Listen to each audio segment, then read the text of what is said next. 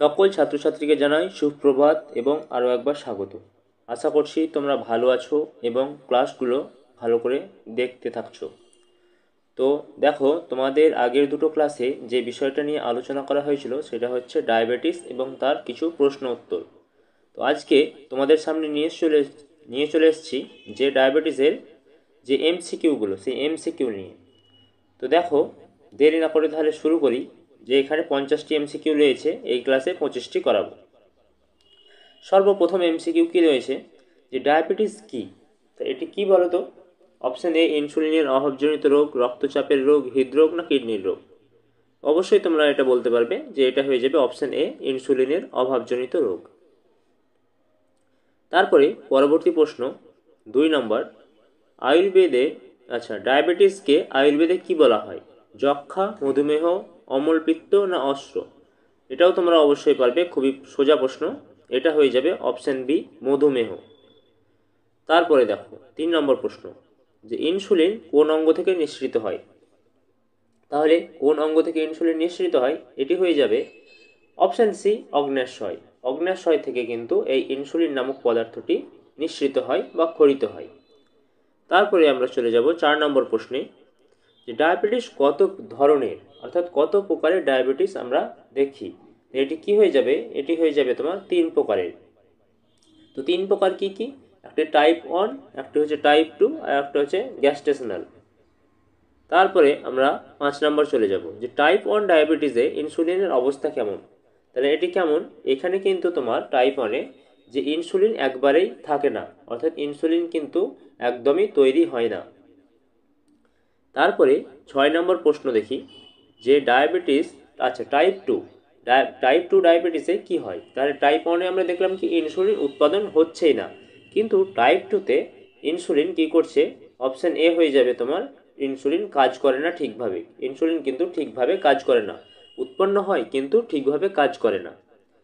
পরবর্তী প্রশ্ন 7 নম্বর প্রশ্ন, গর্ভাবস্থায় কোন ডায়াবেটিস হয়, অর্থাৎ গর্ভাবস্থায় থাকাকালীন কোন ডায়াবেটিস হয়?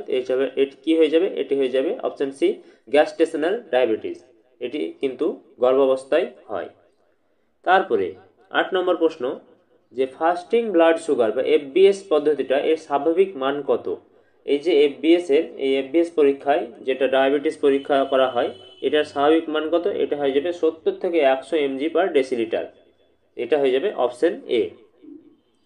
পরবর্তী প্রশ্ন 9 নম্বর প্রশ্ন, HbA1c টেস্টে কি বোঝায়? তো এটি কি বোঝায়? এটি রক্তে গ্লুকোজের গড় মান বোঝায়, অর্থাৎ রক্তে কত পরিমাণ গ্লুকোজ রয়েছে বা সুগার রয়েছে সেটার মান বোঝাতে HbA1c টেস্ট করা হয়। পরবর্তী প্রশ্ন, ডায়াবেটিস রোগীর একটি সাধারণ উপসর্গ কি? এটির সাধারণ লক্ষণ কি হবে? এটি হয়ে যাবে তোমাদের অপশান বি ঘন ঘন প্রস্রাব। ডায়াবেটিস রোগীর একটি সাধারণ উপসর্গ হবে ঘন ঘন তারা প্রস্রাবে যাবে। তারপরে 11 নম্বর প্রশ্ন, ডায়াবেটিস হলে কোন অঙ্গ সবচেয়ে বেশি প্রভাবিত হয়?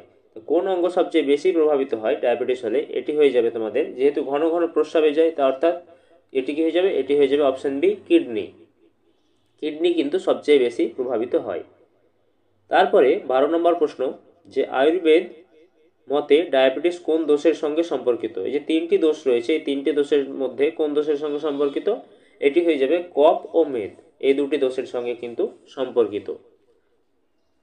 তারপরে চলে যাব 13 নম্বর প্রশ্নে, যে করলা ডায়াবেটিসে কিভাবে কাজ করে, অর্থাৎ এই যে সবজিটা এটা ডায়াবেটিসে কিভাবে আমাদের সাহায্য করে। এটি হয়ে যাবে অপশান ডি গ্লুকোজ কমায়, অর্থাৎ রক্তে কিন্তু গ্লুকোজের পরিমাণটা কমিয়ে আনে। তারপরে 14 নম্বর প্রশ্ন দেখো, যে মেথির প্রধান কাজ কি? করলার মতো মেথিও কিন্তু খুবই উপকারী। তো এটি প্রধান কাজ কি? গ্লুকোজ শোষণ কমায়, অর্থাৎ গ্লুকোজ শোষণ কিন্তু কমায়। 15 নম্বর প্রশ্ন, গিলয়ের কাজ কি? গিলয়ের কাজ কি? এটি হয়ে যাবে অপশান এ রোগ প্রতিরোধ বাড়ায়। তো গিলয়ের কাজ হলো রোগ প্রতিরোধ বাড়ানো, অর্থাৎ রোগ প্রতিরোধের ক্ষমতাটা বাড়ায়। তারপরে 16 নম্বর প্রশ্ন, যে ডায়াবেটিস কোন খাদ্য এড়িয়ে চলা উচিত, অর্থাৎ ডায়াবেটিস হলে কোন খাদ্য আমাদের এড়িয়ে চলতে হবে? এটি হয়ে যাবে অপশান সি মিষ্টি, অর্থাৎ মিষ্টি জাতীয় কোনো খাবার কিন্তু খাওয়া যাবে না। তারপরে দেখো পরবর্তী প্রশ্ন 17 নম্বর, যে ডায়াবেটিসে প্রধান কারণগুলি একটি হলো, অর্থাৎ প্রধান কারণগুলির মধ্যে প্রধান কারণ একটি হলো কি হয়ে যাবে? এটি হচ্ছে মানসিক চাপ। মানসিক চাপ কিন্তু একবারেই নেওয়া যাবে না। তাহলে এবার হয়ে গেল 17টা। এবার চলে যাব 18 নম্বর প্রশ্নে। ডায়াবেটিসে কোন প্রকার ব্যায়াম উপকারী, অর্থাৎ ডায়াবেটিস হলে কোন প্রকার যোগ ব্যায়াম করা উচিত? এটি কি হয়ে যাবে? এটি হবে হাঁটা ও যোগ ব্যায়াম। তোমাদেরকে কিন্তু নিয়মিত হাঁটা চলা করতে হবে এবং কিছু কিছু যোগ ব্যায়াম করতে হবে। 19 নম্বর প্রশ্ন দেখো, গুড়মার কি করে, অর্থাৎ গুড়মারের কাজ কি? এটি কি ইনসুলিন নিঃসরণ বাড়ায়। ইনসুলিনের যে নিঃসরণটা বা ক্ষরিত হওয়াটা সেটা কিন্তু বৃদ্ধি করে এই গুড়মার। 20 নম্বর প্রশ্ন, শিলাজিতের ভূমিকা কি ডায়াবেটিসে, অর্থাৎ ডায়াবেটিসে শিলাজিতের ভূমিকা কি? এটি কি হয়ে যাবে? এটি হয়ে যাবে অপশন বি, শক্তি বাড়ায় ও মেটাবলিজম উন্নত করে। তো শক্তি বাড়ায় এবং তোমার মেটাবলিজম বা হজম কিন্তু উন্নত করে। 21 নম্বর প্রশ্ন, আমলকি ডায়াবেটিসে কেন উপকারী? আমলকির কি উপকারিতা?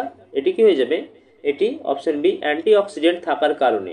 তাহলে এটি কি হয়ে যাবে? অ্যান্টিঅক্সিডেন্টের থাকার কারণে ডায়াবেটিসকে আরও প্রতিরোধে সাহায্য করে।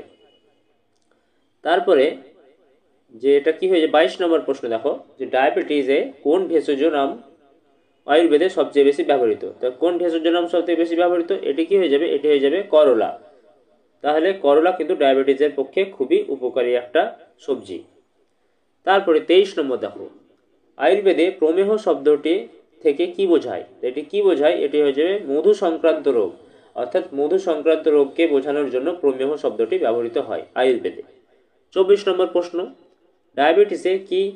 ডায়াবেটিসে বেশি কোন উপাদান মূত্রে পাওয়া যায়? সবচেয়ে বেশি কোন উপাদান মূত্রে পাওয়া যায়? এটি হয়ে যাবে তোমার অপশন বি, গ্লুকোজ। গ্লুকোজের পরিমাণ কিন্তু মূত্রের মধ্যে পাওয়া যায়। আমাদের আজকের শেষ প্রশ্ন এই ক্লাসে, 25 নম্বর, ডায়াবেটিসে চোখের কোন রোগটি দেখা যায়? তো চোখের কোন রোগটি দেখা যায় ডায়াবেটিসে? এটি হয়ে যাবে রেটিনোপ্যাথি, অপশন সি, রেটিনোপ্যাথি কিন্তু চোখে দেখা যায়। তো এ হয়ে গেল তোমাদের আজকের 25টা প্রশ্ন। এই 25টা প্রশ্নতে তোমাদের কেমন লাগলো অবশ্যই জানাবে। আর যারা নতুন এসছো অবশ্যই চ্যানেলটিকে সাবস্ক্রাইব করে আমাদের পাশে থেকো, যাতে এক্সাম রিলেটেড সমস্ত তথ্য আমরা এই চ্যানেলের মাধ্যমে দিয়ে থাকি এবং তোমরা খুব সহজেই সেটা জানতে পেরে যাও। ধন্যবাদ।